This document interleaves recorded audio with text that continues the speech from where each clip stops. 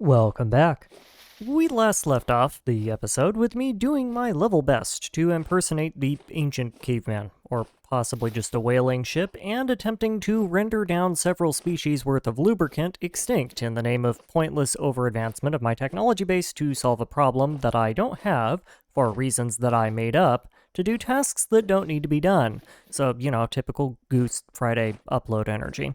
This little build has been a fascinating exercise in self-flagellation. I collected a ridiculous amount of animals in it, and I'm pleased to show you the product of several hours of work, which is precisely and exactly one f***ing deer.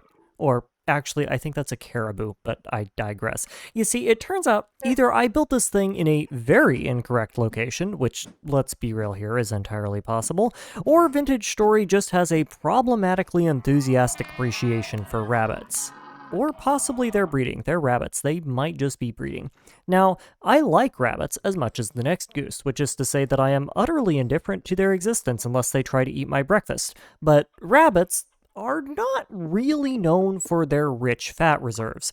Now, in my defense, this area spawned unironically like 5 bears a minute when I first found it, so it seemed like a good spot to try this out in, but I honestly would have been far better off running around the world aimlessly and running my mobile lube repositories down manually. And other than giving me an excuse to learn how this game handles animal spawning, this was a complete and utter waste of my time and attention. Alright then. New plan. If I can't make the animals come to me, I'll just go to the animals. The way animal spawning works means that paired off sets of animals, when they get around to spawning, are pretty common. For example, rather than trying to cultivate one set of baby piggies, then I could just run around the world setting up little pig breeders everywhere pigs spawn and paralyze the expansion of my pork and beans minus beans empire that much faster. Not that that much is actually all that much. These piggies could do with taking a lesson from the rabbit population, in fact. And any other kind of animal I can simply trap in a hole, leave with some food, slap a porch on them, and then come back in a day or two to slaughter them while they're all nice and fat. And so begins the Operation Potted Pig multi-block mode. Though, to be clear, I'm really not choosy here. Pigs might be the fastest once they get off the ground, but if I run into a bunch of, say, goats that have perhaps permanently trapped themselves in a hole because their hazard avoidance is roughly on par with a bug crossing an interstate highway, that's no skin off my back. Their backs, well, that's a promising prospect, but despite their lack of feline traits, I promise you they will make a nice rug regardless. Speaking of pigs, guess who finally shot out some babies for me? That's right, Mama Piggy from all the way back in the last episode finally got around to getting around, and the product of that is now squealing like mad as I try to abduct them without being fatally perforated. Adult pigs are, as animals go, not terribly conducive to long-distance transport, but by cramming a bunch of babies inside a box, you too can recreate those kitty carrier things that people used to take their pets on a walk, but with like 500% less humane animal treatment.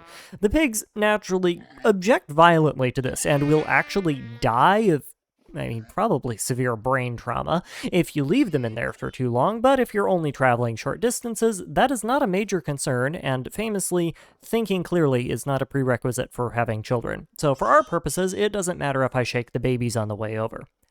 Once I'm done reliving my spiritual successor days as a stork, all of my piggies get dumped into a brand new area inside the I Can't Believe It's Not a Bass Pro Shop tower, specifically designed to enable, lots and lots of piggy incest. In the center is a special tube in which 2 very lucky male pigs will be getting very, very lucky for the rest of their natural lives. Together, in a totally normal, straight way. For whatever reason, animals in Vintage Story can and will mate telepathically through walls, so my theory here is that having 2 males in range of a large herd of females should be enough to keep all of them nice and knocked up in the future.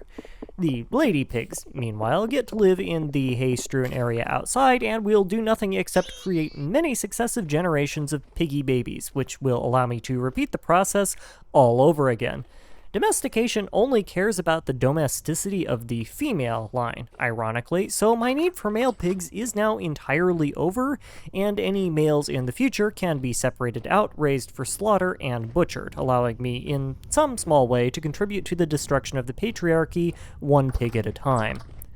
And so, with my trees busy leaking, my pigs busy porking, and the ambient environment being approximately 3 degrees below a temperature that lets me do anything productive with my life, I am once again largely left to my own devices, and I avail myself of this opportunity with the singular express purpose of trying to go and filch someone else's.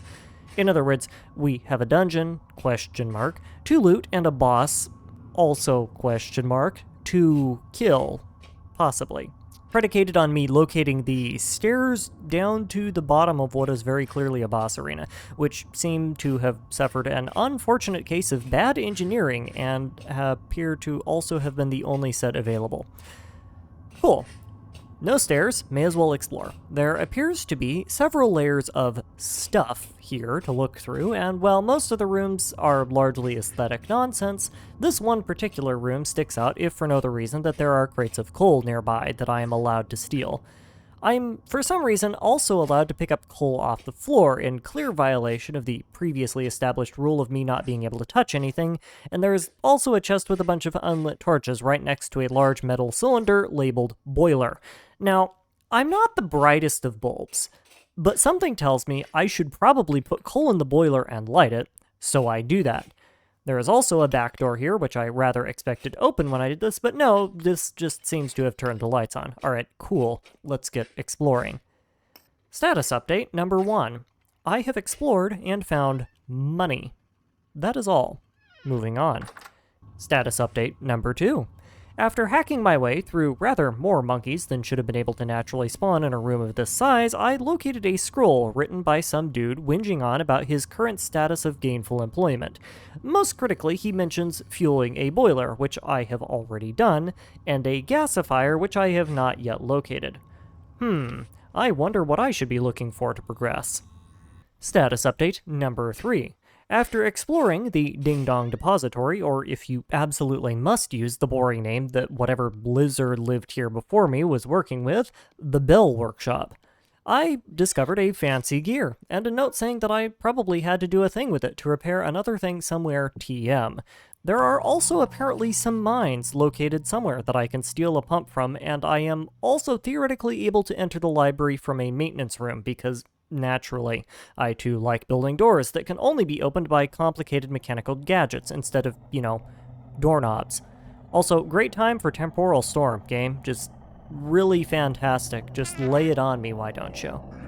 After hiding in a corner and then going around aimlessly clicking on everything in the engineering room with the gear, I have successfully installed the gear into something, and it appears to have done absolutely nothing. While I was there, I also found where the pump head was supposed to go, but still have no idea where the mines might be located. Oh, look! Speak of the devil, a teleporter taking me to a place that looks suspiciously like a mine. Golly gee, I wonder if this is where I should be looking for pump head. For a pump head. Sorry, I get confused with those sometimes. Oh, nope, I'm sorry. Let's just get stuck in this piece of rock and then ganked by the monkeys because I can't see anything and the map refuses to let me light the place up because placing lanterns is apparently not allowed, but sure, I can steal the place and loot it to the ground. Fun times, good design. I totally could have just killed these things if I didn't get impatient and get stuck in a wall. Alright, let's try this again. Do we have any pump heads? No? Really? Go fish? Alright then, darn, I guess it does make sense that the pump would be in the wet part of the mines, wouldn't it?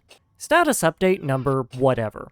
The pump head was not, in fact, located in the wet part of the mines where logically one would expect to need a bilge pump. It was instead in the exact opposite direction in the highest and driest part of the mine, hidden behind a bunch of rubble. Environmental storytelling is a no-go, then, I see. Gotcha. Message received. And there you go. One pump head installed, one library open. Library also is not accessible, and instead I'm forced to drop down into this pit with a big, well-lit, scary man. Boy, howdy, I sure hope this isn't a boss fight. Yeah, it's a boss fight. Say hello to the idolized Immobilon. Or, immobilized Eidolon. He likes throwing rocks at you, I guess. So interesting thing about the idol Immobilon here is that he is immobile and only does tier 3 damage, which means that I, with my tier 4 plus steel plate armor and handy dandy metal saucepan accessory, am functionally immune to every attack that he can dish out at me. Once I realized this, I then applied the very complicated and technically involved strategy of hitting it until it stops moving, until it stopped moving. Also, if for some reason you don't have any armor or weapons, or really any desire to engage in the game in a way proximally close to the intended fashion, the immobile iguana also suffers from object permanence issues, and you can in fact just corner peek him and shoot his elbows without him being able to see you at all, which I did, because it was funny. And also because repairing steel plate is expensive, and I saw no need to waste my durability on it. Killing the saucepan lets me access the library. I will spare you the bulk of the lore dump because that's pretty much just what this place is, but it turns out the place I've found down here is a giant archive of stuff, designed as a kind of time capsule to preserve the knowledge of the old world. I naturally did not read any of this lore other than yoinking a glider schematic and a crown and like 3 dozen books from various repositories, and just kind of chose to largely walk through it all.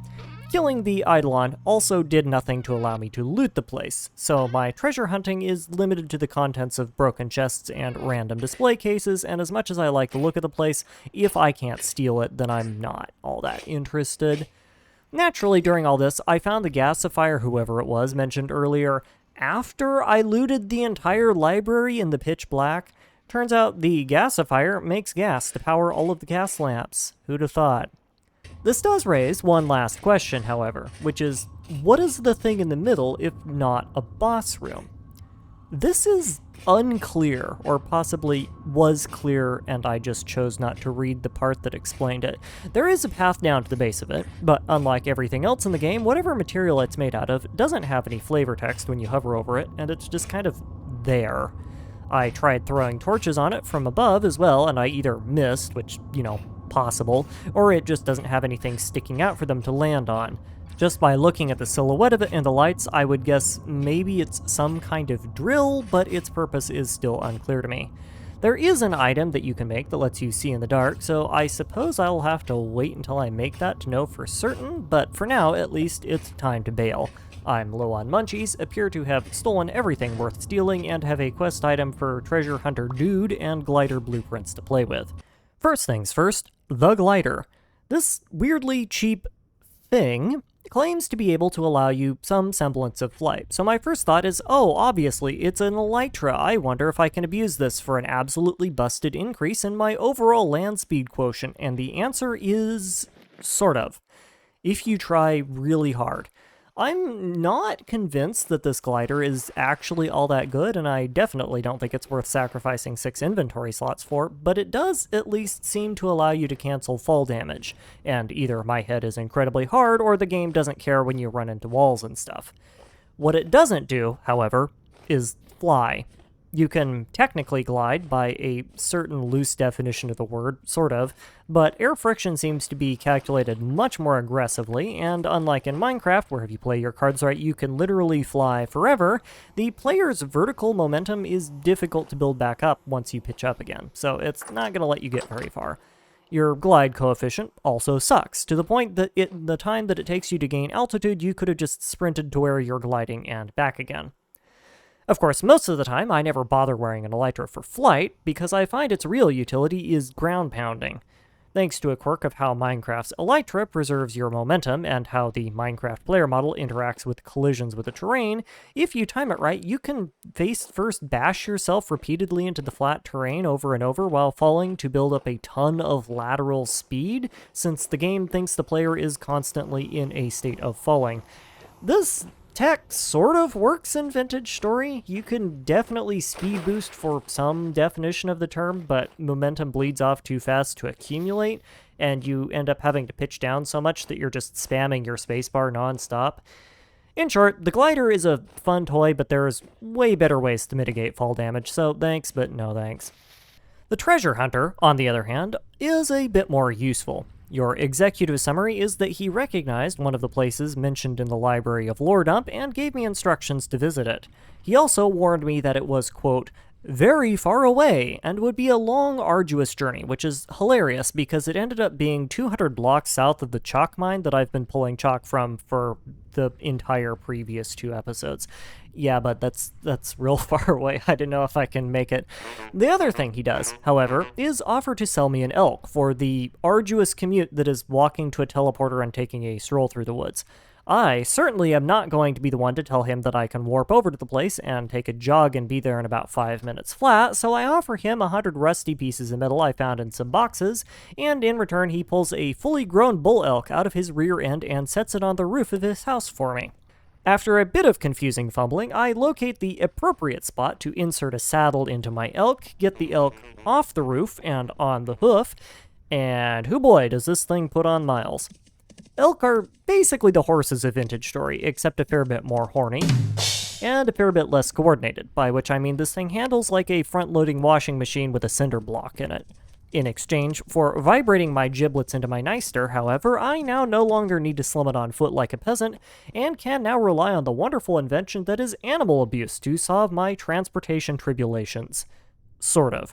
I'm gonna go out on a limb here and assume that the elk probably can't use teleporters, though there is a bone whistle that you can use to warp it to you if you get stuck somewhere, so there might be some cheese we can do with it, but unless I succeed in getting around that restriction, riding the local wildlife is honestly just gonna be less effective than you would expect. A quick hop, skip, and jump, followed by 3 half-hearted burpees, 7 seconds of hip gyrations, and a couple 5K marathons later, and lo and behold, look at that, over there is my chalk cavern, and over here is supposedly where I will be able to locate the legally distinct ancient ruin 467, otherwise known as the Lazarat. I have no idea what I'm going to find there, but I have tools for stealing things and weapons and armor for killing things, so between the two I feel pretty prepared and am ready to explore. You know, predicated on the as-of-yet unsubstantiated hypothetical ability to not get distracted by every vaguely unusual rock I come across. The meteoric iron I'm mining here is at least theoretically useful for certain applications. The flint that I was picking up compulsively for the preceding 5 minutes does not have that justification. The first indicator that I have arrived at my ancient, super-secret prehistoric Walmart parking lot is the truly fantastic frame rate I am currently experiencing. This game, to date, has never really lagged all that much, so that right there is a pretty strong indicator that something is going on, and if it isn't above, that must mean it's below. A quick round of local spelunking later, and yep, that there higher power is preventing me from collecting the shinies again. Darn it. And there's the welcoming party. I see it's going to be one of those dungeons. After a few minutes of bumming around and collecting parts of dismembered skeletons, I can confidently say that no, actually, it isn't one of those dungeons. Sure, there are a couple of mildly annoying critters strewn about the place, but beyond that, there's really not much to it. Couple of cells with random scribbles, a few fun stealable pieces of jewelry, and an oh-so-helpful note that advertises the location of a village some 14,000 blocks to the west, which on one hand, yay, village, people, trading, maybe. And on the other hand, holy cow, why does everything in this game involve walking odiously long distances in random directions? Aside from the game telling me that this and every day is now leg day, my elite gamer senses also told me to jump down the toilet in search of treasure, and shock of all shocks, my gamer senses were right. For you see, you gotta be careful to not softlock people if you make a dungeon out of unbreakable blocks, which tells me that if there is a way into the bottom of the poop chute, there must be a way out of it. And as we all know, toilets are right up there with waterfalls when it comes to obvious spots to hide secret treasure. And, yep, there you go. Anyone want a crystal skull? I sure do. Not sure why, but I definitely do. It will look nice on my wall, I guess.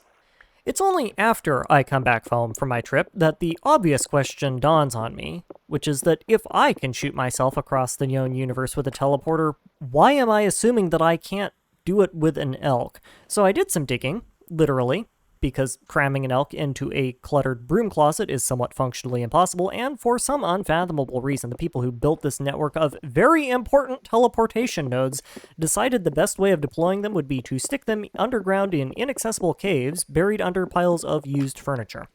Once I excavated the elk defenses, I shoved the elk on the platform, and lo and behold, yes, it teleports quite nicely. as do dropped items, and as I learned later, all kinds of animals, which has interesting implications for managing mobcats. Ladders are, generally speaking, not very elk-friendly, however, which is where the bone flute comes in. Elk mounts in this game have latent powers of teleportation that, unfortunately for us, can only be unlocked via the finest of 5th grade recorder playing. Pity it doesn't work when you're riding the elk, though I guess that would have been too useful, wouldn't it? The teleportation effect is fairly short range, and you can only have one teleportable elk claimed at a time, making this useless for bulk item transport, which, fair, but it does work a treat for getting the thing out of a cave that by all rights it should have no way of entering or exiting. Oh no, my immersion. It's breaking.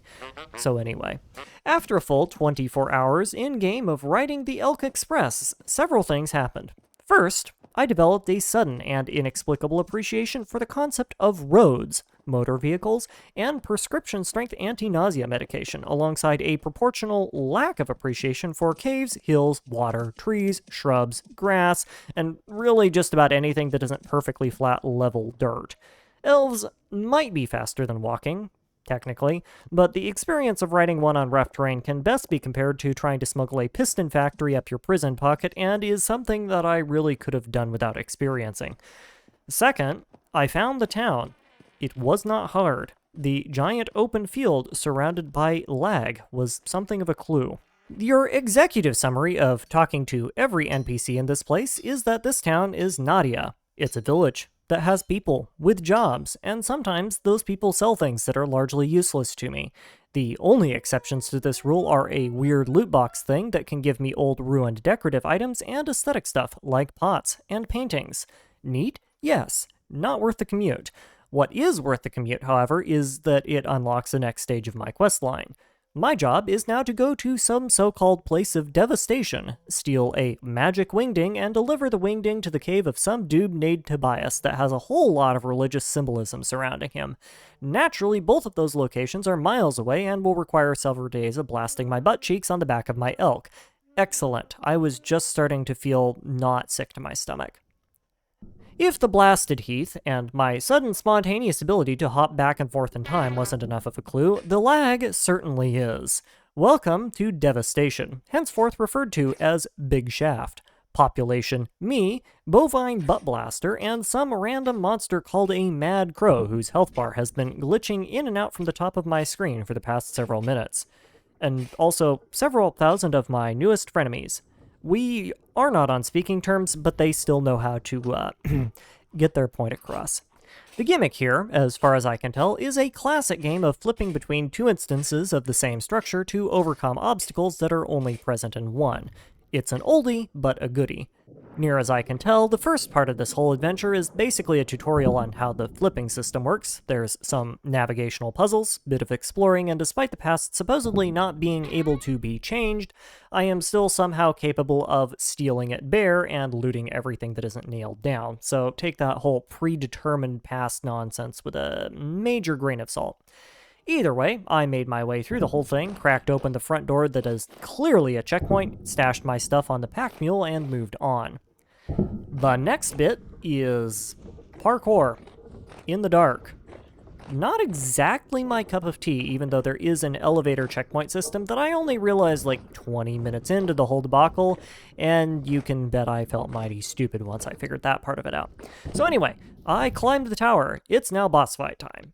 At the top of the tower roosts what has to be the single ugliest crow that I have ever had the misfortune to lay eyes on, guarding the lens that I need to appropriate for lore-related reasons that I did not remember or bother paying attention to. This crow, naturally, resents my presence immensely, and has helpfully chosen to inform me of this via making pointed interjections into critical pieces of my anatomy. Or, at least, trying to. Badly. For one, I can go back in time, and while this ability doesn't quite make ranged attacks Enderman levels of ineffective, it goes a long way to making them not something I need to worry about. As does the full set of steel plate armor, which renders me functionally invulnerable to everything. Now, seeing this, you might expect the flying rebar raptor to realize that, oh, hey, wait, that bird down on the platform there is fightless, has no ranged weapons, again because they did not read the NPC's warning message that says you should bring a bow to this fight, and weighs about as much as a 4-door family sedan. Maybe I should stop shooting it with spears that it can throw back at me. It does not do this. It also decides to quite regularly dive bomb the platform I'm standing on, allowing me to employ the time-honored tradition of hit it until it dies, or in this case, flies off in a huff, allowing me to steal the magic wingding and make my way down. Fun boss, terrible commute, 7 of 10, would perforate again. One overnight delivery by Elk Express later, and I have arrived at what is theoretically Tobias's cave. Evidence being the clear sign of habitation alongside the, giant land claim saying the place is protected by Tobias, which again has interesting lore implications given that the only other time those messages appear is with a statement saying something to the effect of the place being protected by a higher power. Theological quandaries aside, the real issue proves to be getting into this place, since Tobias wasn't considerate enough to make, a door. Ah, yes. The old video game trope holds true. When looking for a secret entrance, always check the water features. And be prepared to swim. And now it's time for lore.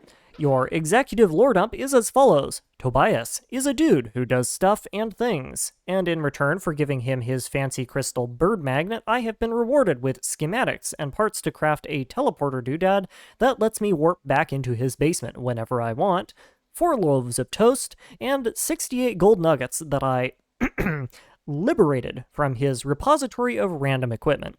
Given that there seems to be next to nothing worth trading for in the village nearby, and the less than convenient commute time, I imagine that this will only be relevant once the next chapter of game progression comes out, but in the meantime, this game is in beta, so that's all there is. Meanwhile, back at home, the multiple weeks of running around like a crazy person have resulted in precisely squat diddly-all in the pig department, leaving me once again spinning both metaphorical and literal wheels whilst trying to occupy my free time. Thankfully, I don't have to spin them all that hard, seeing as I still have a massive amount of construction work to complete in the Windmill Apocalypse closet, and a great deal of it involves wandering the great outdoors in search of trees that the big spruce doesn't want you to know about, and then doing my level best to ensure that they never see the light of day again, which is a fun way of saying that I'm chewing through oak trees harder than a beaver after Lent. Absent any more piglets to brutally slaughter, I once more turn to the rather less than bountiful wastelands to supply my animal fat needs in the interim. And there really is not much to say about that. Operation Big Hole was a big bust, so my new plan is kind of just run in circles around my town, butchering everything that has the audacity to move in my line of sight, unless it happens to be a pig, in which case I trap it in a hole for future breeding.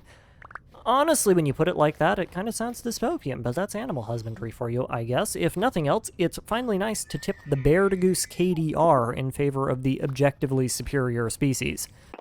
Meanwhile, in the universe of productive people, there is additional work going on in the background to rebuild my stockpiles of glass, and by extension, quartz. This shortage is due entirely to the realization that, in my personal and professional opinion, the diamond-shaped windmill container suffers greatly from a slight case of turbo ugly, which has motivated me to hurry up on getting the outside of bits of it cleaned up somehow.